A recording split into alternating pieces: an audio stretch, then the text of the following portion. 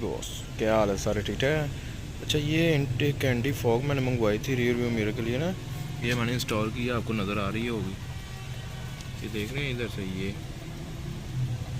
ये इधर से लेके ये ऐसे सर्कल में, जैसे पानी वगैरह रिपेल हो जाता है बारिश में, काफ़ी ना इजी हो जाता है। ये मैं दूसरी फ़ोटो लगाता हूँ दूसरी साइड। ये है जी वो फिल्म, ये ना लिखा है, ये अभी फोकस नहीं हो रहा। ये फ्रंट है और ये जो सा ये बैक है, आप पढ़ सकते हैं।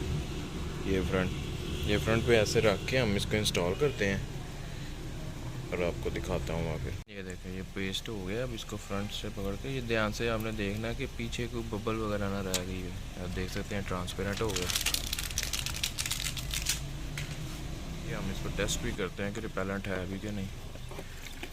आप लोग देख सकते हैं उसके ऊपर पानी बिल्कुल नहीं टिका, नीचे गिर गया,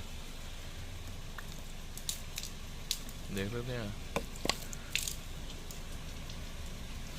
तो ये प्रोडक्ट भी जो सा है इसका रिव्यू दिया, ये गुड टू गो, आप यूज़ कर सकते हैं इसे।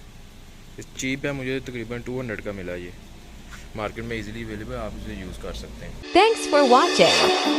Subscribe guys.